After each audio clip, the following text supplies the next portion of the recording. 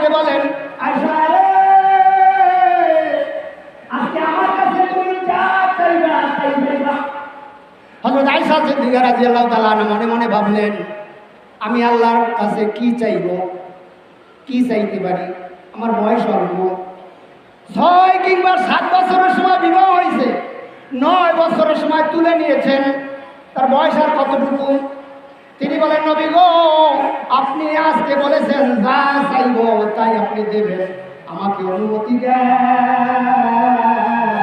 আমার বাবা আবু বকর সিদ্দিক রাদিয়াল্লাহু তাআলা তার কাছে একটু পরামর্শ করিয়া আমি কি চাইতে পারি সেটা আমি আমার বাবার কাছ থেকে শুনে আনবো, অনুমতি দেন।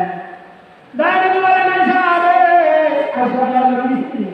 আয়েশা রে, দিলাম অনুমতি, যাও তোমার আব্বার কাছে, বাড়িতে একবারে কাছাকাছি, যারা আমাদের মক্কায় গেছে তারা তো দেখেছে, এখান থেকে তাকাইলে ওই তাল গাছটা একটু এত দূরে বাইরে আমার সেখানে চলে গেলেন।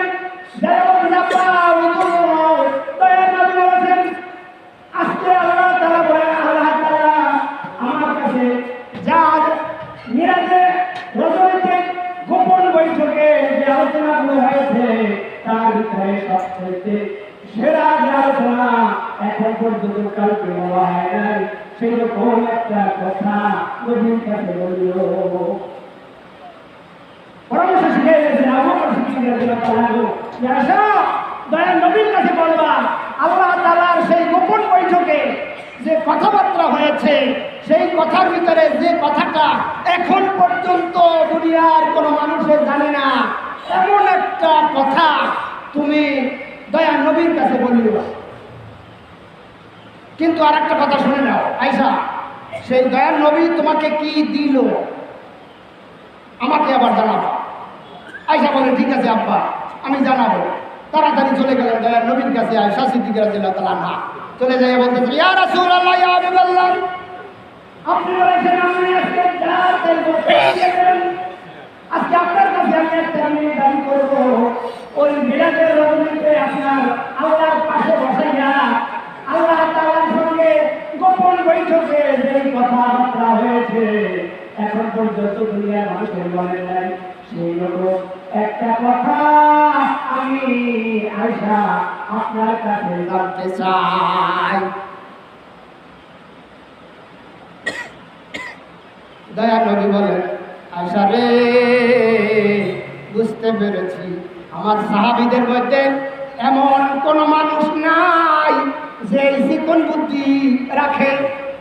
এই বুদ্ধি কেবলমাত্র তোমার আব্বা আবু বকর সিদ্দিকের জন্য মানার, আর কারো জন্য মানার।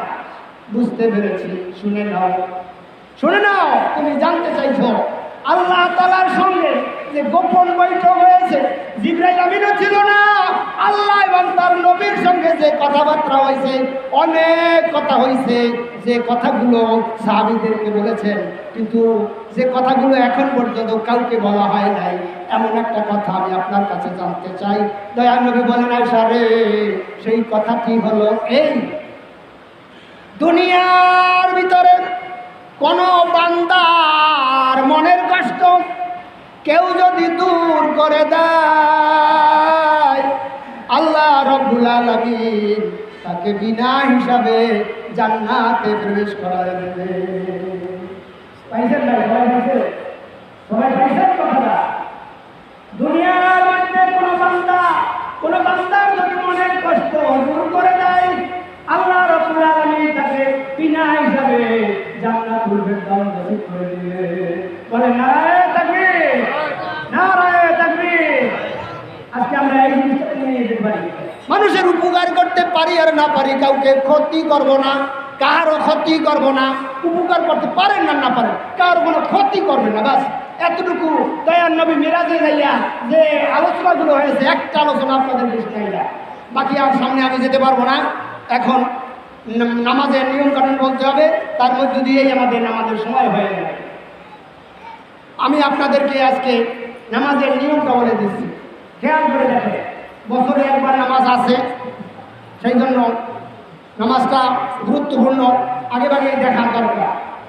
নামাজের আপনারা নিয়ত করবেন, আরবি নিয়ে যারা পারেন তারা তো আরবিতেই করবে, আরবিতে যারা পারেন না তারা বাংলায় নিয়ে করবে।